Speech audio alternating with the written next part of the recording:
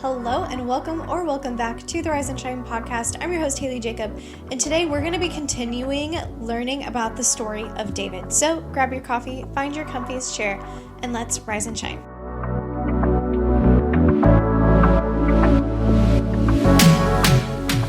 All right, guys, happy Monday. As always, I hope that you are having a lovely start to your week. I don't know about you guys, but for me, it has been super busy ever since January. December is always really busy for music teachers, December and January, but this has been extra crazy, lots of stuff going on, and it can be easy to let reading your word and spending time with the Lord become something that's put on the back burner. It can be really easy to do that in these busy seasons, and I'm reminding myself and encouraging you to not let that happen, because it can kind of happen and we not even realize it in the blink of an eye, and you're like, oh my gosh, it's been a week since I've read my Bible, or it's been 2 weeks since I've sat down and spent time in prayer, or whatever it is. So this is me just encouraging you and reminding myself, because life has been so busy, that we really need to make that time to slow down and spend time with Jesus, because ultimately when times are busy, He is who gives us that peace. He is who gives us that rest. And He is who gives us the strength to do those things that we need to do, to handle those things that life throws at us. He is the one that gives us that strength. So that's just a reminder for you guys today. Like I said, today we're going to be continuing the story of David. We kind of started the story of David a couple weeks ago, and we read about David being anointed as king and chosen as king by Samuel, and we talked about David and Goliath. And so at this point in his story, he's not yet king, but he has been chosen and anointed by Samuel to become king. And we're just going to read through this kind of like we do. We're just going to read a couple chapters, maybe stop and talk about it a little bit. But I really want to continue with David's life, because his life is so encouraging for us believers as today. He wrote a bunch of the Psalms, and the Psalms is kind of where we go when we need refreshing. The Psalms is where we go when we need encouragement for our souls. And so I think it's good to read about David's life and what he was going through when he wrote some of these Psalms. Not all of them were written by David, but he wrote quite a bit of them. When he wrote some of these Psalms, because David's life was not perfect. David's life was not easy. Yes, he was a king, but he didn't start out that way. And even when he was king, he faced so many challenges.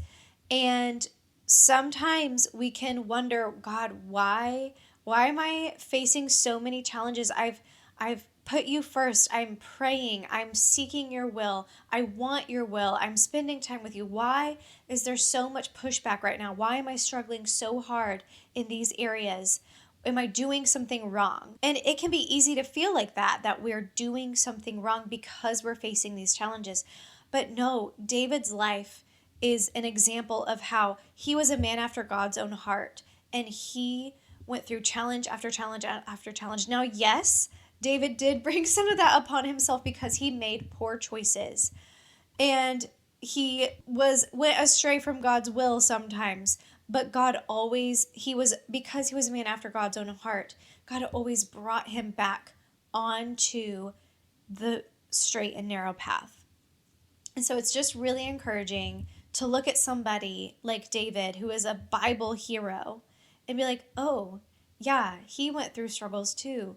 Oh, yeah, he made mistakes too. But look at what God did through him.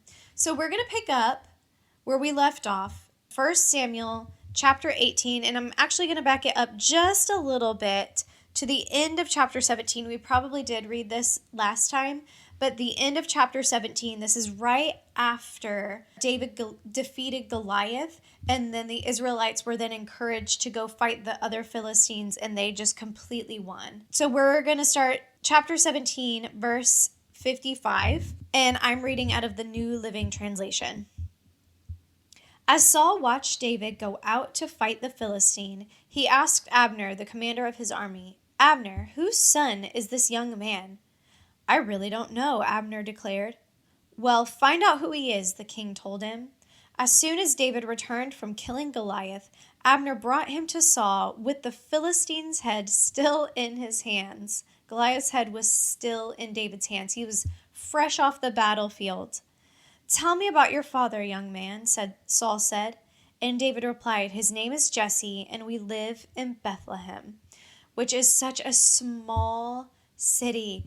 And it's like nothing good, nothing big, nothing wonderful could come from Bethlehem. But there David is sitting with the head of a giant in his hands.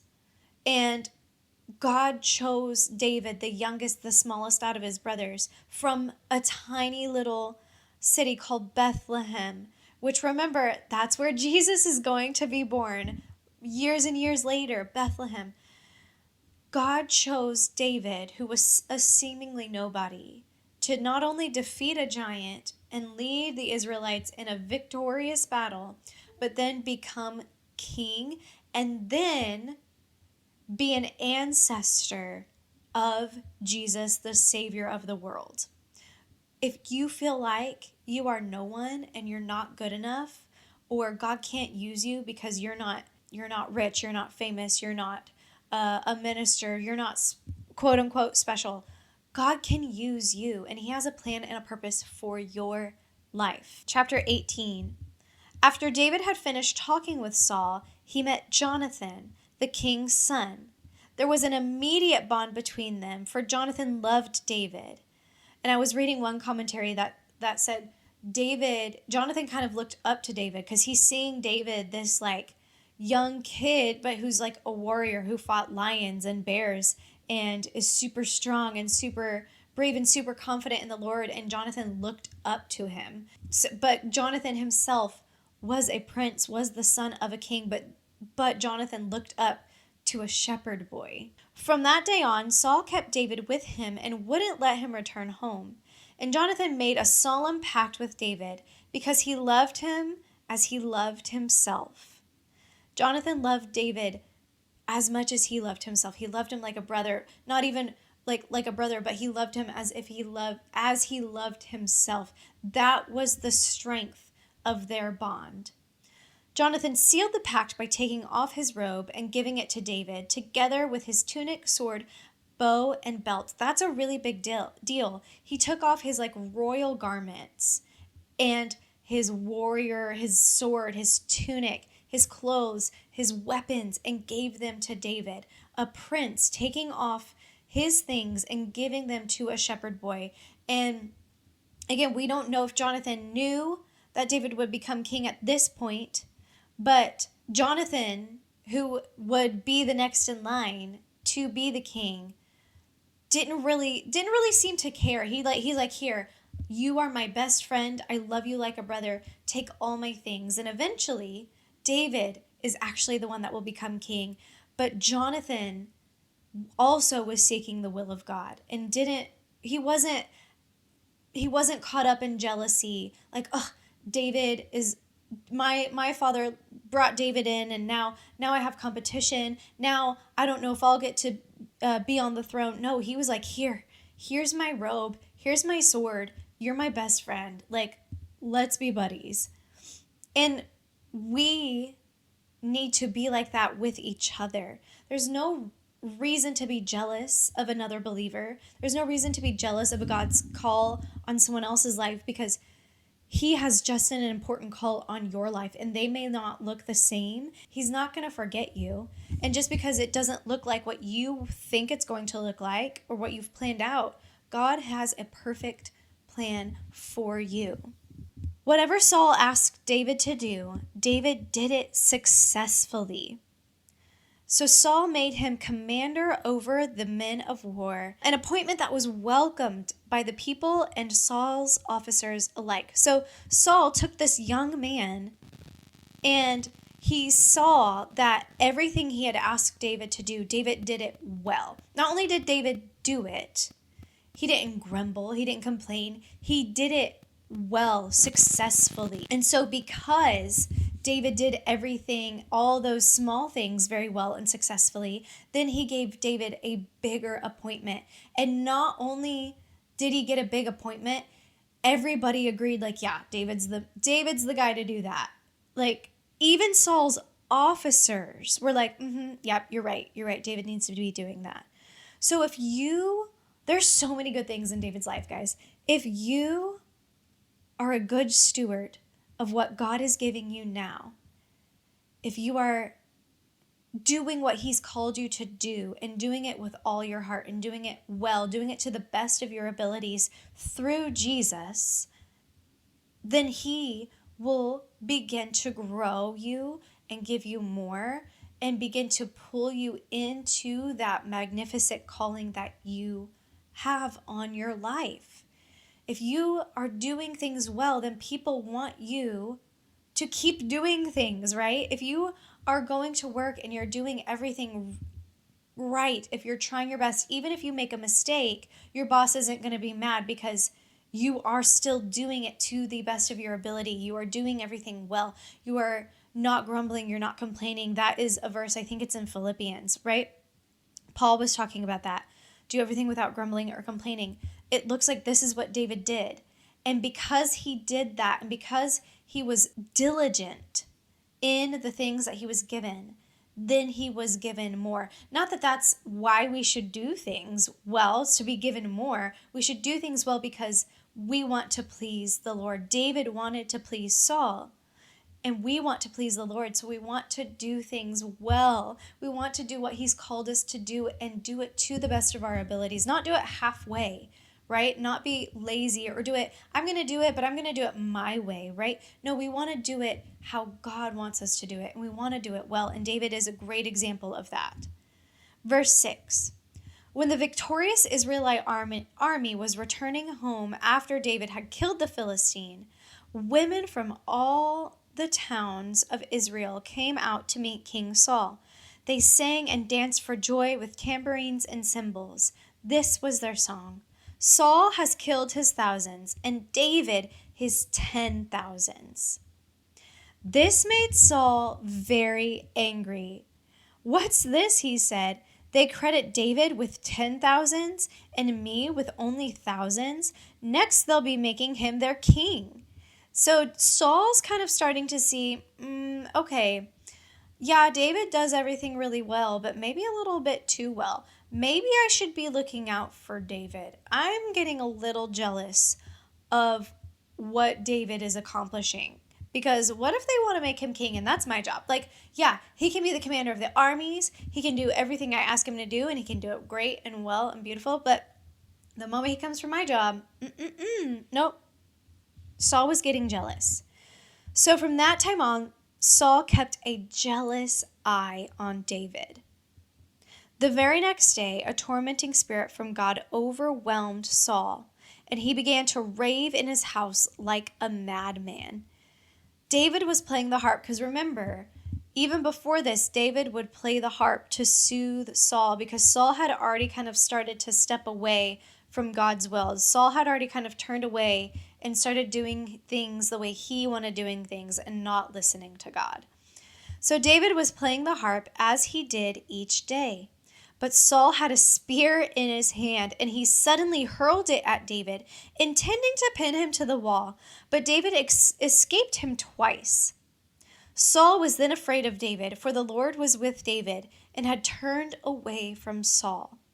Finally, Saul sent him away and appointed him commander over 1,000 men, and David faithfully led his troops into battle. Okay, literally, Saul threw a spear at him twice, it says. It says David escaped him twice. Saul, his boss, threw a spear at him twice, and David still faithfully led the troops that he was given commandment over. David still did his job well. He was faithful in what he was given. David continued to succeed in everything he did, for the Lord was with him. The reason David was successful is not because he was in anything in his own strength.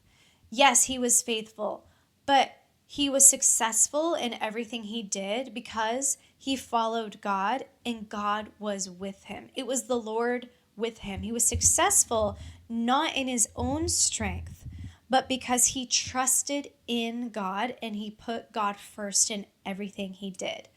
You can also put God first in everything you do. Even if you have a secular job, even if you're not in the ministry, in the church as your job, if you're in an office or if you're at a school or wherever you are, if you're an Uber driver, whatever, you can do those things to the best of your ability and still give glory to God because you are following him and doing his will. Verse 15, when Saul recognized this, he became even more afraid of him.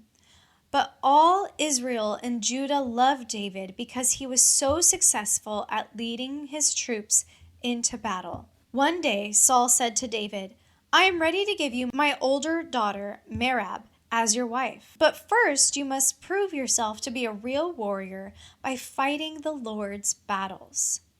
For Saul thought, I'll send him out against the Philistines and let them kill him rather than doing it myself.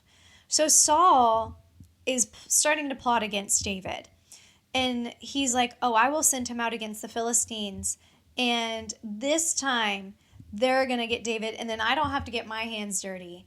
I don't have to do it myself. I'll still look good. I'm going to be like, hey, David, you're going to marry my daughter. But before that, I'm going to send you out on this battle. And I don't plan on you coming back. Yeah. Which is kind of silly because literally at this point, David's been out in these battles and has proven himself time and time again successful and victorious against the Philistines. Again, he defeated Goliath when he was just a young man. So I don't know why Saul thought this time would be different. I don't really know. But at this point, he's really not thinking clearly. Verse 18, who am I, and what is my family in Israel that I should be the king's son-in-law? David exclaimed, my father's family is nothing. So when the time came for Saul to give his daughter Merab in marriage to David, he gave her instead to Adriel, a man from Meholah. So Saul kind of went back on his promise. He's like, oh, just kidding. I'm going to give her to Adriel. In the meantime, Saul's daughter Michal had fallen in love with David, and Saul was delighted when he heard about it. Here's another chance to see him killed by the Philistines, Saul said to himself. But to David he said, today you have a second chance to become my son-in-law. Then Saul told his men to say to David, the king really likes you, and so do we. Why don't you accept the king's offer and become his son-in-law? When Saul's men said these things to David, he replied, how can a poor man from a humble family afford the bride price for the daughter of a king? When Saul's men reported this back to the king, he told them, tell David that all I want for the bride price is 100 Philistine foreskins. Vengeance on my enemies is all I really want. So Saul's saying, hey, I know you can't afford this. I know you can't afford to marry my daughter, but here's what we're going to do. All I want for her bride price is this next battle you go out into. I want 100 Philistine foreskins. Okay, we won't go into that, but that's what he wanted, okay? Vengeance on my enemies is all I really want, David. I just want you to go out there and be victorious and bring me back this proof of this. And then you can have my daughter, and you don't need to worry about how poor you are because that's all you need to do. And you've been successful. But what Saul had in mind was that David would be killed in the fight. David was delighted to accept the offer before the time limit expired. He and his men went out and killed 200 Philistines. Then David fulfilled the king's requirement by presenting all their foreskins to him, so he even doubled it. So Saul gave his daughter Michal to David to be his wife. When Saul realized that the Lord was with David and how much his daughter Michal loved him, Saul became even more afraid of him. He keeps getting more and more afraid because he keeps saying, oh my goodness, like the Lord really is with David. This is becoming, now my daughter's in love with him, and now I've given her in marriage and she's actually in love with him. What am I supposed to do now? And he remained David's enemy for the rest of his life. Every time the commanders of the Philistines attacked, David was more successful against them than all the rest of Saul's officers. So David's name became very famous. So at this point, David has proven himself time and time and time again to Saul, proven not only his successfulness, but proven who he is and who God has called him to be. And again, remember, Saul started out the chosen king, but he chose to turn his back on God, and he chose to do things his own way. He chose to let that selfishness, that pridefulness win. And now he's seeing that, okay, God has chosen someone else. God is still going to win. And even though Saul's doing whatever he can, he is not going to win. And he's starting to realize that. He's starting to really let that jealousy sink in. Okay, chapter 19. Saul now urged his servants and his son Jonathan to assassinate David. But Jonathan, because of his strong affection for David, told him what his father was planning. Tomorrow morning, he warned him, you must find a hiding place out in the fields. I'll ask my father to go out there with me, and I'll talk to him about you. Then I'll tell you everything I can find out. So Jonathan realizes what his father's doing, and he's like, no, this is not going to happen. So he warns David because of that bond, that brotherly love, that friendship. Jonathan was not jealous like his father. Jonathan knew that David was special and decided to warn him. The next morning, Jonathan spoke with his father about David, saying many good things about him.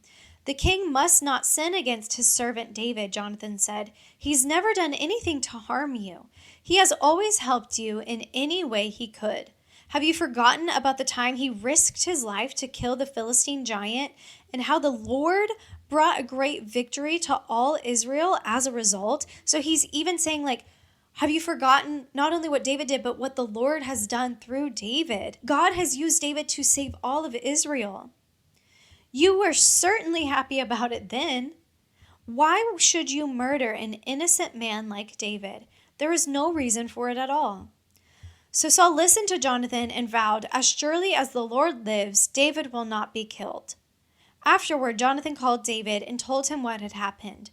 Then he brought David to Saul, and David served in the court as before. War broke out again after that, and David led his troops against the Philistines. He attacked them with such fury that they all ran away. So literally, David came up against the Philistines, who at this point, it sounds like they've had so many battles against each other, that David came against them with such fury and such force that they just ran away. They were just like, oh my goodness, it's David. David's still here. Bye, y'all. And they just ran away. That's what the enemy does when we are on God's side, when we have Jesus living inside of us and we are walking with the Holy Spirit, we are walking and serving God, the enemy sees us coming and turns and runs the other way because he has to flee, not because he's scared of us, but because he's scared of Jesus in us. That is what happens when the enemy sees you coming, because you have Jesus in you and you have the authority given to you by Jesus, that they have to turn and flee when they see you coming. Again, not because of you, but because of Jesus in you. Verse 9. But one day when Saul was sitting at home with a spear in his hand, the tormenting spirit from the Lord suddenly came upon him again, and David played his harp. Saul hurled his spear at David, but David dodged out of the way, leaving the spear stuck in the wall. He fled and escaped into the night. So again, I'm like, David, come on, man. Like, play the harp when Saul doesn't have a spear in his hand. But okay, it happened again. Saul threw the spear at him and he fled into the night. Then Saul sent troops to watch David's house. They were told to kill David when he came out the next morning. So Saul is getting braver and braver. He had told Jonathan, okay, yeah, well, I won't do anything. It's fine. So David came back to serve and served well. But then Saul tried it again.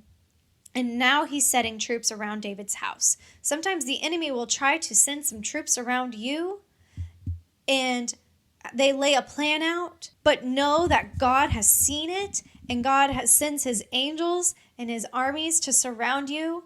And the enemy, no weapon formed against you shall prosper. Even if you feel surrounded by the enemy, no weapon formed against you shall prosper. God will not lose. He will always win. The enemy may try to attack you and you might feel a little shaking, but God always wins. But Michal, David's wife, warned him, "If you don't escape tonight, you will be dead by morning." So she helped him climb out through the window, and he fled and escaped. Then she took an idol and put it in his bed, covered it with blankets, and put a cushion of goat's hair at its head. When the troops came to arrest David, she told them he was sick and couldn't get out of bed. But Saul sent the troops back to get David. He ordered, "Bring him to me in his bed so I can kill him." But when they came to carry David out, they discovered that it was only an idol in the bed with a cushion of goat's hair at its head. "Why have you betrayed me like this and let my enemy escape?"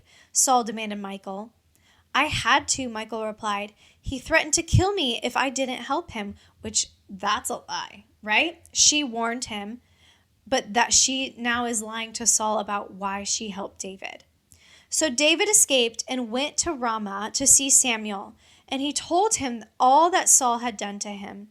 Then Samuel took David with him to live at Naioth. When the report reached Saul that David was in Naioth in Ramah, he sent troops to capture him. But when they arrived and saw Samuel leading a group of prophets who were prophesying, the Spirit of God came upon Saul's men, and they also began to prophesy. So the Lord is like, nope, I'm just going to use Saul's men, and we're going to start prophesying. When Saul heard what had happened, he sent other troops, but they too prophesied. The same thing happened a third time. Finally, Saul himself went to Ramah and arrived at the great well at Sikku. "Where are Samuel and David?" he demanded. "They are at Naioth in Ramah," someone told him. But on the way to Naioth and Ramah, the Spirit of God came upon Saul, and he too began to prophesy all the way to Naioth. He tore off his clothes and lay naked on the ground all day and all night, prophesying in the presence of Samuel. The people who were watching exclaimed, "What? Is even Saul a prophet?" Chapter 20. And this is probably where we're going to start wrapping up this part of this story. David now fled from Naioth and Ramah and found Jonathan. "What have I done?" he exclaimed. "What is my crime? How have I offended your father that he is so determined to kill me?" Sometimes, again, like I said at the top of this episode, sometimes we think, what am I doing wrong? Why are all these things coming against me? Why am I facing so many battles, so many struggles? Why is this thing not happening for me? Why God told me this? Why hasn't this happened? Or whatever the case may be, what have I done? What have I done wrong? And David's asking Jonathan the same question. How have I offended your father? What have I done? And David hasn't done anything. All David's done is follow the will of God. And you yourself have not done anything. Yes, there are times where we go astray or we make mistakes, but the enemy is going to come against you because he doesn't want you to succeed. He doesn't want God's will and God's plan to succeed. So he's going to throw everything he can at you to try to get you off course, to try to get you to feel defeated, to try to get you to give up. That's why you might be feeling like you were walking through storms. God did not promise a perfect, easy life. We are going to go through trials, and sometimes it feels like the more we walk in the presence of the Lord, the more the enemy tries to stop us. Because if you're not walking in the presence of God, if you are not following his will, if you are living in sin and you are not doing anything to further his kingdom, then the enemy is going to be like, yeah, you just stay there. He's going to try to keep you comfortable there. So again, he's not going to throw those things at you because he wants you to feel comfortable in your sin.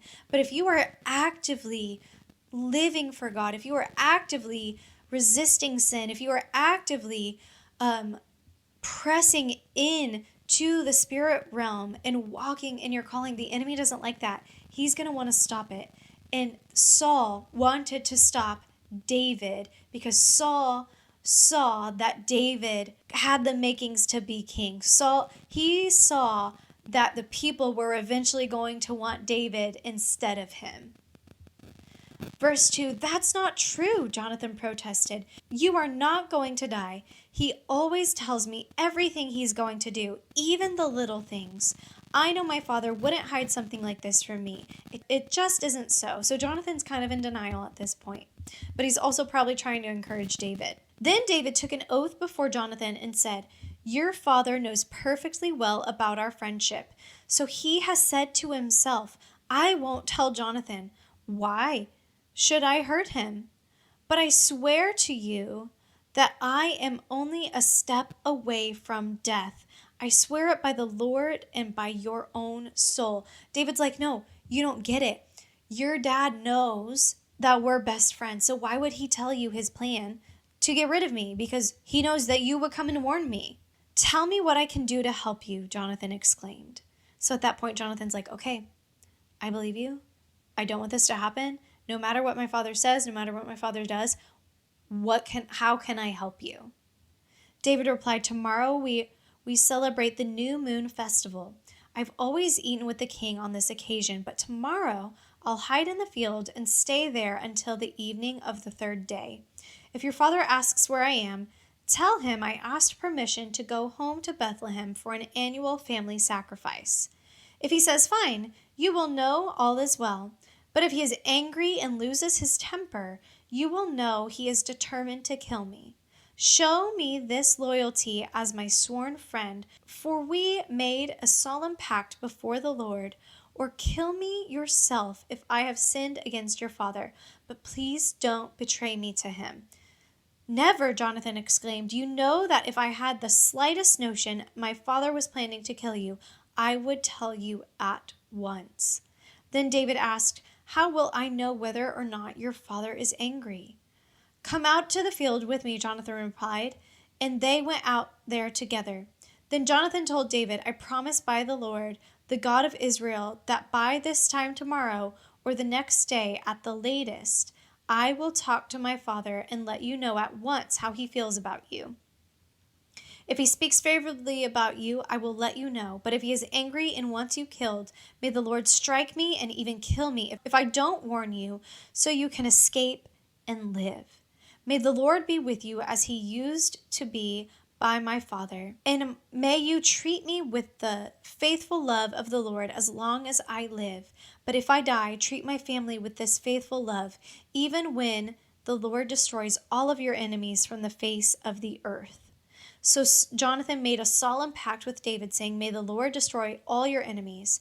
And Jonathan made David reaffirm his vow of friendship again, for Jonathan loved David as he loved himself. Then Jonathan said, "Tomorrow we will celebrate the new moon festival. You will be missed when your place at the table is empty.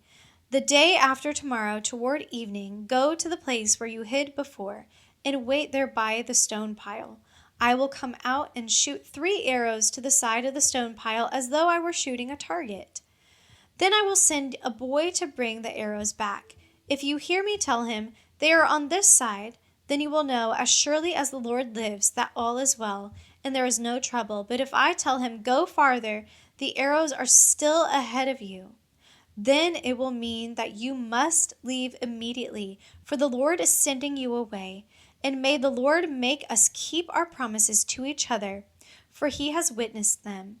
So David hid himself in the field, and when the new moon festival began, the king sat down to eat. He sat at his usual place against the wall, with Jonathan sitting opposite him and Abner beside him, but David's place was empty. Saul didn't say anything about it that day, for he said to himself, "Something must have made David ceremonially unclean."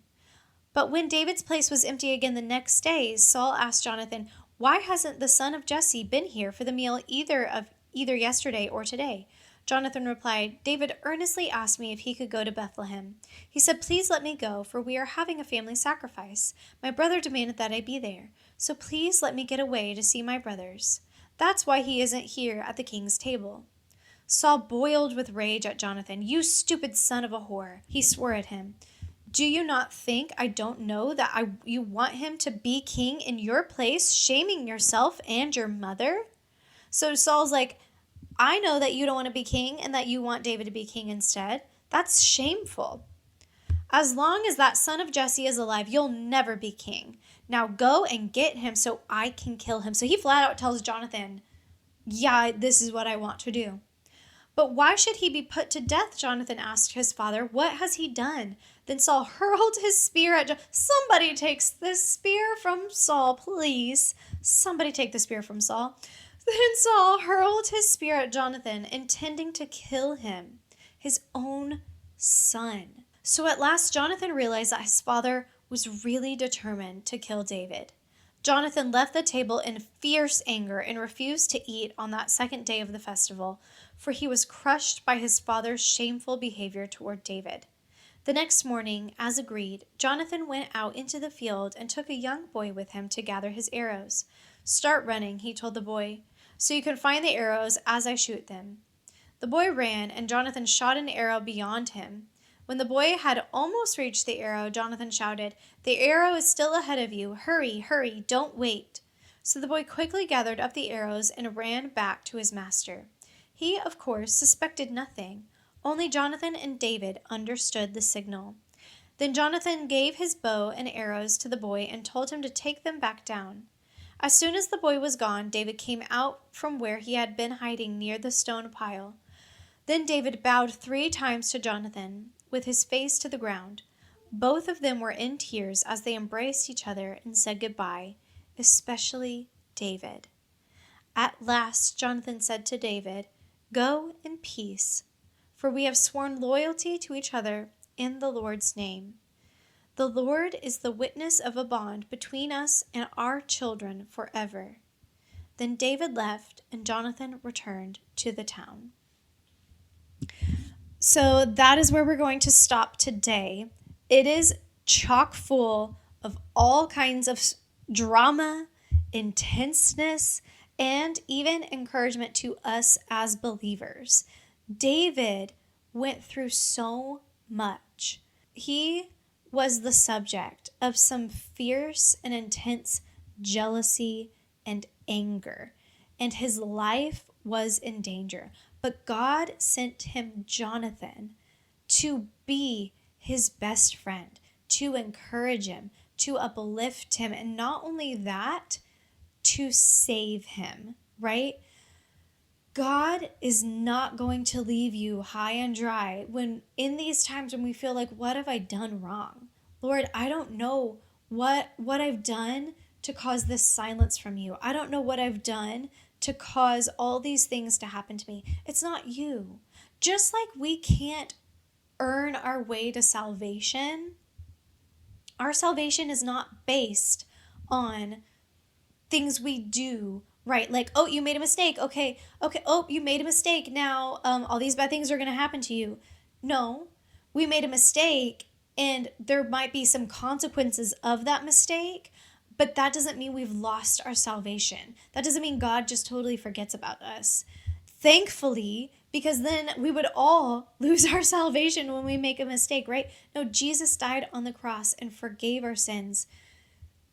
And that is how we have our salvation.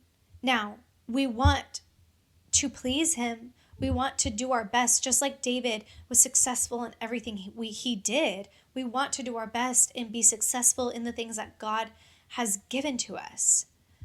But even when we feel, why is this happening? Or we feel surrounded, or we feel like it's just one blow after the other, God is making a way for you. He's not left you. He is with you always, and he is making a way through it. All you have to do is follow him and keep listening to his voice. Okay, guys, I hope that you enjoyed reading through more of David's story and David's life, and I hope that it encourages you to be bold and to go out there and keep shining for Jesus. Bye, guys.